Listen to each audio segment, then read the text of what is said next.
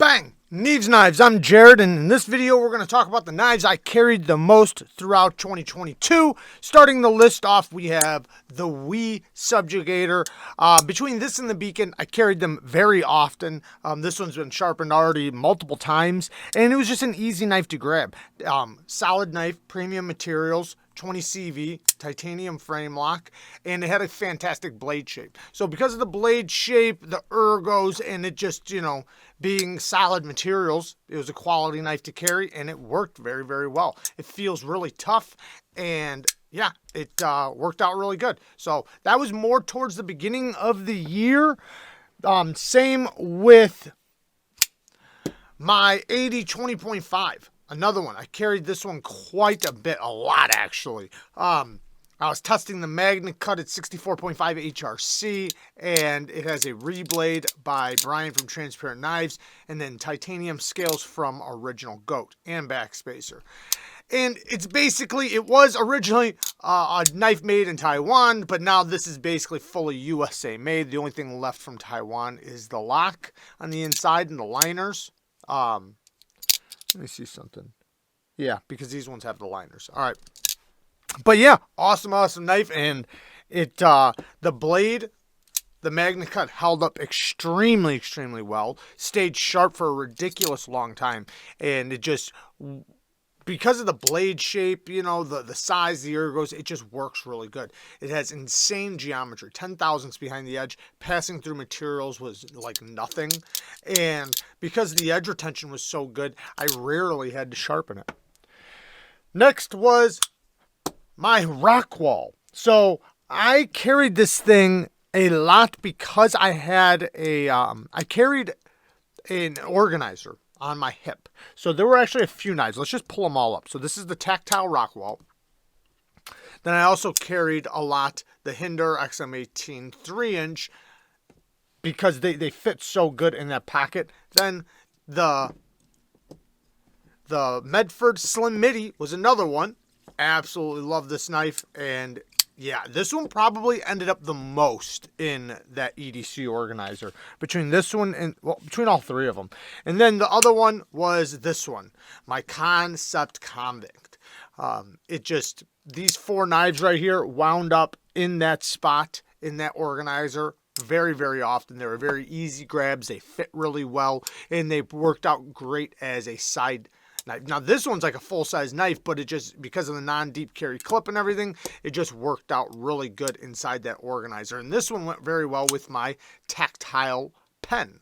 So let's get to the next ones. So now you can't get these anymore, or at least as of right now. I heard they're going to do more runs, but the Slish Buoy. Now this one's the original one in CTS XHP. I could not get enough of this at the beginning of the year. All the way through, probably till about halfway through the year, I was carrying this thing on the regular basis. Titanium frame lock, CTS XHP, and I think Spyderco did such a good job on the CTS XHP. Even the blade finish, like it has like almost like a mirror stone wash. It's very reflective, and it just has a gorgeous look to it. It's very, very smooth, super solid, and very easy to carry with the wire clip. So I absolutely enjoyed carrying that. Now, a Wii knife I carried actually quite a bit. Now, this didn't wind up in my top 25 or anything like that, but it would definitely be an honorable mention. I do have a couple little complaints about it, but it was still a very easy grab. You can see I have sharpened it, and it did take a very, very good edge. I love this blade shape. I love the profile, love the ergos. I like a lot of things about this, and that's why I carried it quite a bit. And it's a flipper, so it's one that you can kind of, you can carry when you're going to be around people that maybe want to check out your knife or something where they can easily use it and appreciate it. But it looks good too. It's a good looking knife. 20 CV, titanium bolster lock, and this does come in multiple different versions. This is the Wii Soothsayer. The Wii Soothsayer, and it does come in multiple different versions. Next, the Giant Mouse Ace Grand. I carried this thing a ton.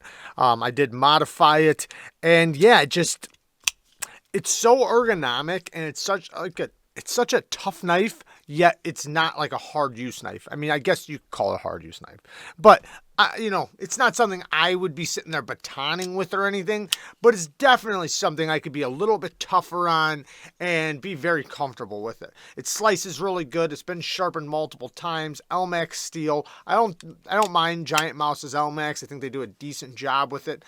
Deep carry wire clip that is reversible, but this micarta, man, it's such good quality micarta, and this isn't the micarta that patinas fast either. This stuff takes a long time to age, so it has that nice clean look to it for a long time. And yeah, the lock bar access was horrid when I first got it, but after me modifying it, it could not get out of my pocket.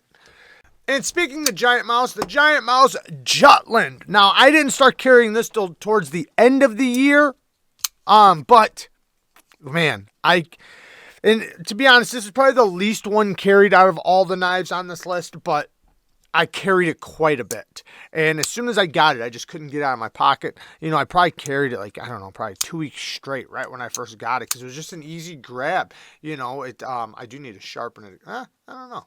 Maybe I have sharpened it, but it's a little dull up here, but it's very sharp all in this area. Anyways, very comfortable in the hand. Fantastic action. Made in Italy. Elmax steel. Great reverse flicking action. Wire clip that is reversible. So, you know, it's got the action down pat. Ergonomics, slicing, cutting. Not my favorite blade shape for EDC, but it worked. And I was very happy to carry it. And yeah, good looking knife too. Good looking. Next is the Kaiser Drop Bear. Now, this one and the Escort I've carried quite a bit, but I've definitely carried the Drop Bear more, so that's why the Escort is not on the list. The Drop Bear, man, it's so easy to grab. It's a good size, great blade shape, great ergonomics. It's going to function great for a tool, and that's what I love about it.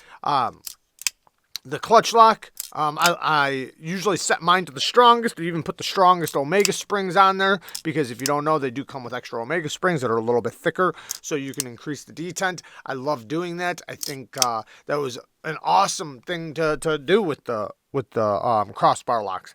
But yeah, I've got multiple different versions of these. I've sharpened 3 of them already, so that shows you how much I've used them, because I have 3 of them and all 3 of them have been sharpened, so I've used them quite a bit. The Elementum button lock. Yes, I've carried the heck out of this thing. It's got the blade shape and the handle that I love on a knife.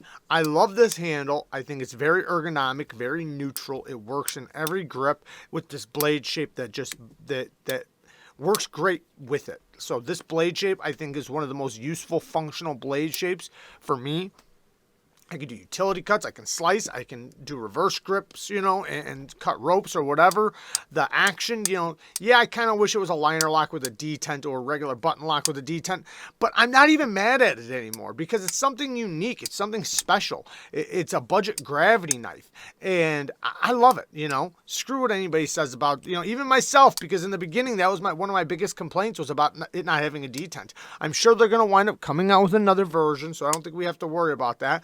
But this was unique in its own way and was fun and very fast, very easy to use, and is an absolute workhorse. 14C 28M blade steel, which I think they do a really good job with. Spear point hollow ground blade with micarta. Yeah, very good. All right, now we're getting down to the most carried of the year. Let's get into it. So these are the absolute knives I carried the most throughout the year. So the last place would be my American Blade Works Model 1 version 6. I carried this thing quite a bit. It's definitely like farther back on the list. It's probably more towards, you know, some of the other knives we've already checked out, so I guess we're not in the top 5 yet. But American Blade Works, this one's S35VN, titanium with micro milling. Great action, great ergos. Not the thinnest geometry in the world, but it works. And yeah, I enjoyed carrying this thing quite a bit. USA made. My Sebenza. This is, to me, it's an easy grab. It's something that I know when I grab it, it's going to be able to handle whatever I throw at it. It's not going to have the most fun action in the world, but sometimes I enjoy a good slow rolling knife, and I enjoy that the control you have in the action. And this is a knife that you can sharpen, you know, over and over, and you barely notice, you know, because the plunge grind is done so well and has such a deep hollow grind. Very, very good geometry with this deep hollow grind, even though it does have a thick, robust spine. Ergonomics, in my opinion, are great. I love using it. And yeah, and it's a good looking knife. That's another thing. It's a damn good looking knife. Next, my FERRUM forges. These are very close to being the most carried knives because I've just carried the heck out of them. They've both been sharpened multiple times. Ever since I got the ALLURUS, couldn't get it out of the pocket. And then this one, after I got my regrind done, even before I got my regrind, I was carrying the heck out of this. But after I got my regrind, oh man, couldn't get this out of my pocket. The FERRUM Forge Archbishop 3.0 and the FERRUM Forge ALLURUS both got a ton of pocket time. They're just, this one's so fidgety because of the action is so good, and then it's a damn good looking knife, so it's something I can be proud of when I pull out of my pocket, but ergonomically, cutting performance wise, it works. It's a great tool. And then this one, even more so, I think, with this blade shape. So I prefer this blade shape. I think this blade shape is one of the most useful blade shapes. Again, spear point blade, and yeah, so this one I would even consider even a little bit more useful. And this one came with really good geometry, so it doesn't need a regrind.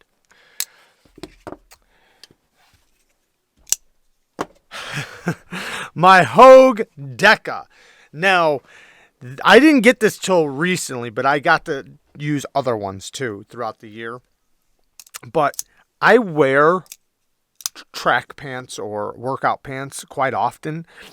This is what I always carry. It's almost always in my pocket, or on my belt line, I should say, because I carry it around my waist, on my waistline.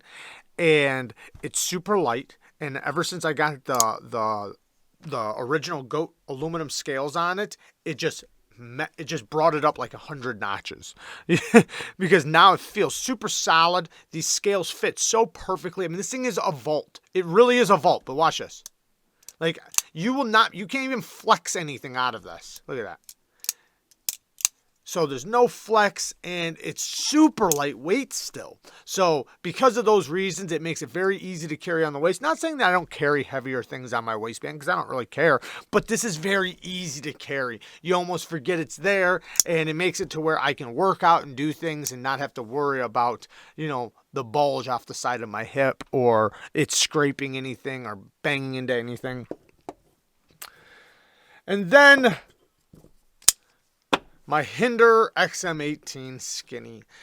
I've sharpened it multiple times. I just absolutely adore this knife.